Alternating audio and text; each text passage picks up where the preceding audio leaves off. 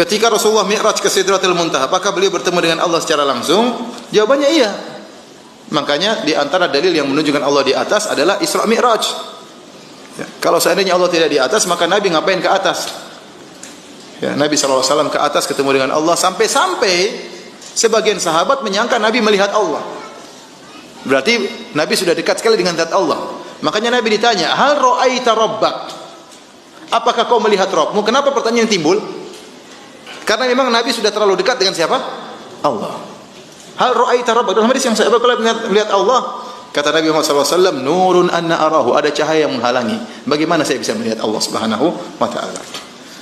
Makanya di antara dalil yang paling kuat yang diyakini oleh masyarakat kita seluruhnya, antum lihat pengajian-pengajian kalau acara Isra Mi'raj. Nabi ketemu Allah, kemana? Ke atas. Sudah dekat. Semua dai-dai seperti itu mengatakan demikian. Karena memang fitrahnya Allah di atas, orang sudah tahu semuanya. Ya, kalau bilang Allah di mana-mana, ngapain ke atas? Ya. Ke kanan, ke kiri, kemana-mana ada. Makanya di antara konsekuensi dari mengingkari Allah di atas berarti mengingkari mukjizat Isra Mi'raj. Ya. Karena di antara mukjizat yang paling terkenal dari Nabi adalah Mi'rajnya Nabi, naik ke atas bertemu dengan Allah untuk menerima perintah. Makanya malaikat Jibril enggak ikut Nabi waktu itu. Waktu Nabi turun dari langit Sidratul Muntaha, turun ke bawah ketemu Nabi Musa. Nabi Musa tanya, bagaimana? Nabi Musa aja enggak tahu pembicaraan antara Nabi dengan Allah Subhanahu wa taala. Kata Nabi, disyariatkan 50 salat sehari semalam, 50 waktu. Kata Nabi Musa, umatmu enggak kuat. Saya sudah mencoba umatku, minta keringanan. Kata Nabi, saya pun naik lagi ke atas. Ketemu siapa? Kata Allah. Kata Nabi, antara saya dengan Allah, ya. Sebentar, saya ingin sebutkan lafalnya.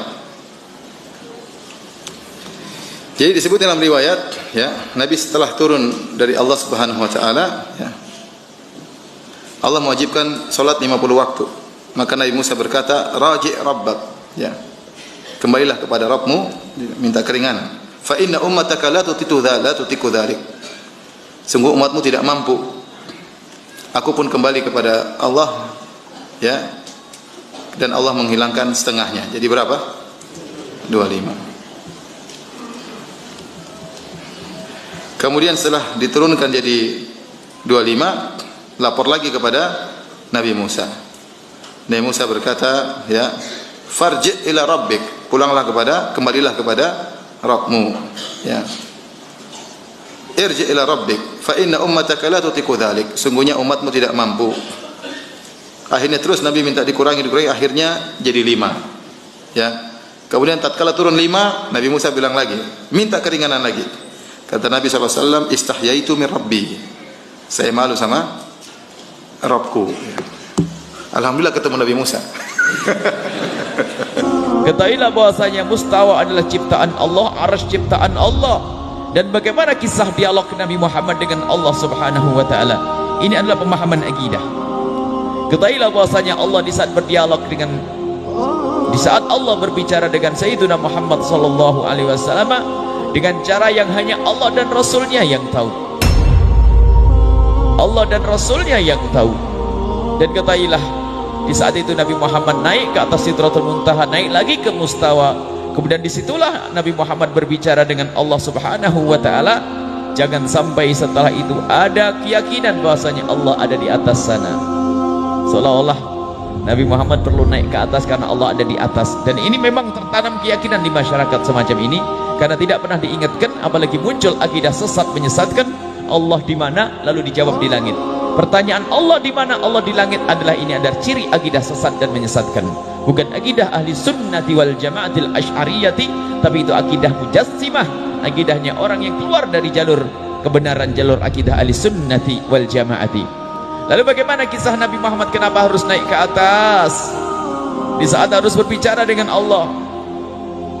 Ketahuilah Allah ada tanpa tempat, tidak butuh tempat. Karena Allah yang menciptakan tempat. Sebelum Allah menciptakan tempat, Allah sudah ada. Dan setelah Allah menciptakan semesta dan tempat termasuk arsy, maka Allah tetap seperti sebelum menciptakan tempat, tidak butuh dengan arsy. Jangan sampai seperti penjelasan sebagian orang yang akidahnya sesat. Arsy, Allah duduk di atas kursi Allah, di atas arsy.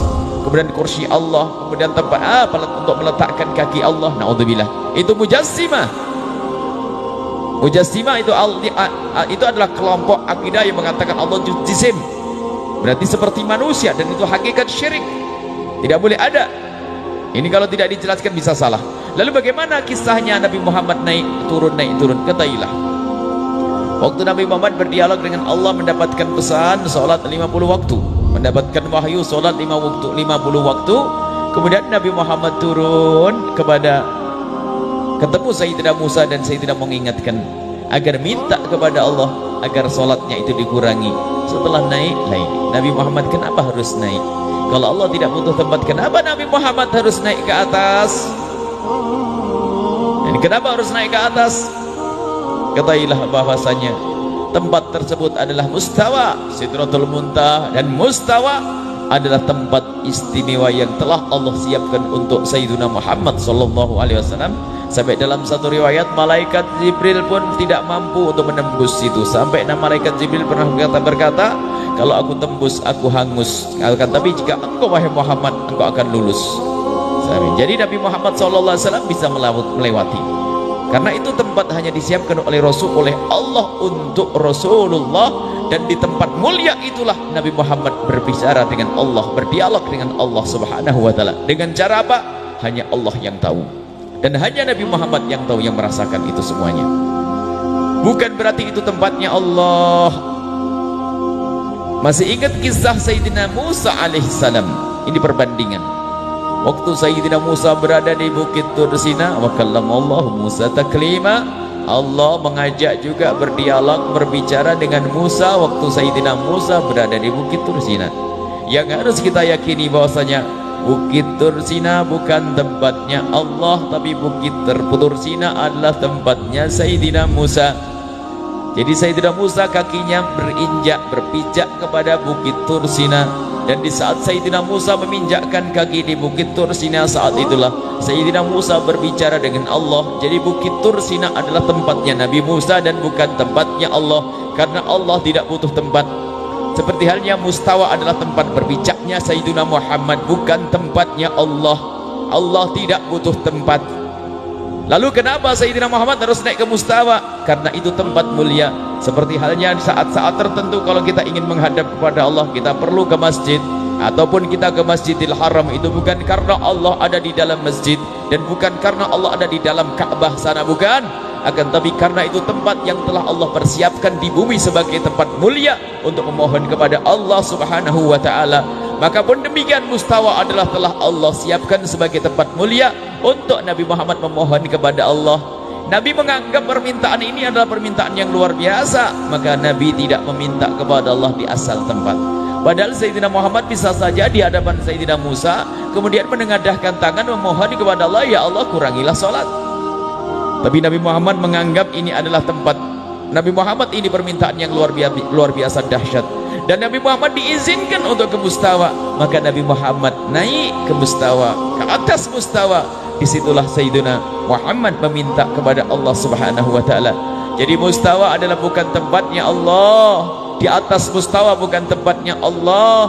Arsy bukan tempatnya Allah. Allah tidak butuh tempat, karena Allah yang menciptakan tempat.